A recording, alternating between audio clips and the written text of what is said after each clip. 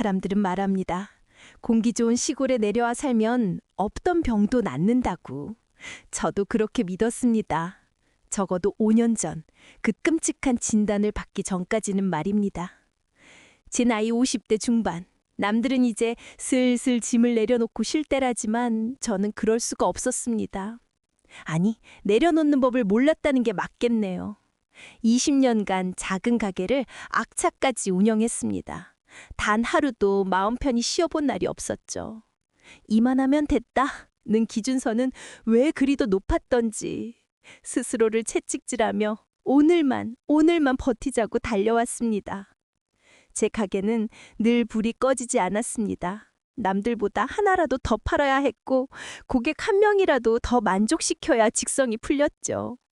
직원들은 제 완벽주의에 혀를 내둘렀고 남편은 제발 쉬어가며 하라고 애원했지만 멈출 수가 없었어요. 멈추면 모든 게 무너질 것 같았거든요. 그렇게 몸과 마음이 닳아 없어지는 줄도 모르고 20년을 버텼습니다. 결국 번아웃이 왔죠. 모든 게 제가 되어버린 기분이었습니다. 이러다 죽겠다. 그 공포감에 저는 모든 걸 정리했습니다. 그리고 도망치듯 남편과 함께 시골로 내려왔습니다. 시골에 오면 다 괜찮아질 줄 알았습니다. 하지만 20년 묵은 제 버릇은 장소를 가리지 않더군요. 이번엔 완벽한 귀촌에 집착했습니다. 텃밭엔 잡초 하나 용납 못했고 집안은 먼지 한 톨 없이 관리해야 했죠. 남편이 혀를 차며 말했습니다. 여보, 여긴 쉬러 온 거야? 일하러 온 거야? 그 말이 비수처럼 꽂혔지만 전 또다시 열심히 살고 있었습니다. 그러다 그 신호가 왔습니다.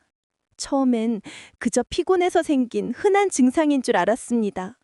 병원에 가보라는 남편의 성화에도 바쁘다는 핑계로 나중에라는 말로 몇 달을 버텼습니다. 결국 남편 손에 이끌려 찾아간 병원. 의사 선생님의 표정이 좋지 않았습니다. 좀 더 일찍 오시지 그러셨어요. 그 한마디에 심장이 쿵 하고 내려앉았습니다. 그리고 이어진 말은 대장암 3기입니다. 네? 뭐라고 하셨어요? 귀를 의심했습니다. 암이라니요? 그것도 3기라니. 건강해지려고, 정말 건강하게 살아보려고 모든 걸 버리고 시골까지 왔는데 왜 하필 저에게 이런 일이 생긴 겁니까? 하늘이 무너지는 것 같았습니다. 아니, 이미 무너져 내렸습니다. 진료실을 어떻게 걸어 나왔는지 기억조차 나지 않았습니다. 수술은 끝났지만 그건 시작에 불과했습니다. 저를 기다린 건 12번의 항암 치료였습니다. 첫 번째 주사를 맞던 날의 공포는 지금도 잊을 수 없습니다. 독한 약물이 온몸을 헤집고 다니는 느낌. 속이 뒤틀리고 머리가 깨질 듯 아팠습니다. 밥은커녕 물 한 모금 넘기기가 고역이었죠. 며칠을 굶다 보니 20년을 악착같이 버텨온 제 몸도 버텨낼 재간이 없었습니다.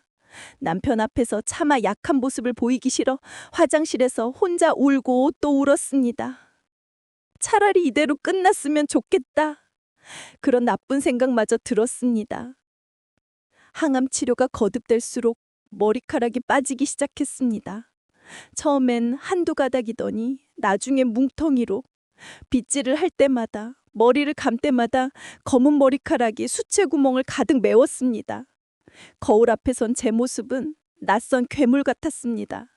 20년 동안 지독하게 일만 하느라 꾸밀 줄도 몰랐던 저인데도 그래도 여자로서의 마지막 자존심이었던 그 머리카락이 사라지자 제 모든 것이 사라진 것 같았습니다. 남편이 애써 괜찮다고 금방 다시 잘할 거라고 위로했지만 그 어떤 말도 위로가 되지 않았습니다. 저는 무너지고 있었습니다. 12번의 항암. 그 지옥 같은 시간이 흐르는 동안 저는 수없이 물었습니다. 신이시여, 도대체 왜 저입니까? 저는 그저 열심히 산 죄밖에 없습니다. 하지만 아무도 대답해주지 않았습니다. 마지막 항암을 앞둔 어느 날 밤 잠이 오지 않아 병원 복도를 걷고 있었습니다. 창밖으로 도시의 불빛이 보이더군요. 20년간 제가 그토록 지키려 했던, 저 불빛 중 하나가 제 가게였겠죠. 그걸 지키려고 제 몸이 망가지는 줄도 몰랐던 겁니다. 시골에 와서도 마찬가지였죠. 텃밭을, 집을, 또 다른 일을 완벽하게 해내려고 발버둥 쳤죠. 그 순간 번쩍하고 머릿속을 스치는 생각이 있었습니다.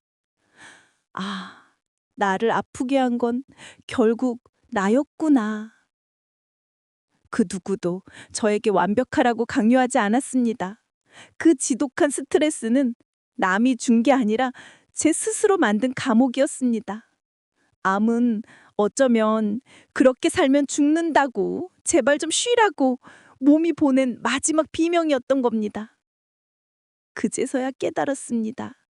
살고 싶다. 정말 살고 싶다. 그러려면 내가 바뀌어야 한다. 그 지독한 완벽주의, 그 욕심, 그 스트레스 다 내려놓아야 한다. 그날 이후 저는 다른 사람이 되기로 했습니다. 마지막 항암을 마치고 돌아온 집, 텃밭에 잡초가 자라도 그냥 웃어 넘겼습니다. 집안이 좀 더러우면 어떤가요? 그저 남편과 함께 마당에 앉아 하늘을 보는 것만으로도 행복했습니다. 밥 한 끼를 먹어도 감사했고 숨을 쉴 수 있다는 사실에 눈물이 났습니다. 내려놓음, 그것은 포기가 아니라 저를 살리는 유일한 길이었습니다. 몸은 서서히 회복되었습니다. 밥맛이 돌아오고 새 머리카락이 자라기 시작했습니다. 무엇보다 제 마음이 다시 태어났습니다. 그리고 5년이 지났습니다. 정기검진을 받는 날, 늘 그렇듯 심장이 떨렸지만 애써 담담하려 했습니다. 5년 전 저에게 사형 선고를 내렸던 그 의사 선생님이 모니터를 한참 보시더니 활짝 웃으며 말씀하셨습니다. 축하합니다. 완치입니다.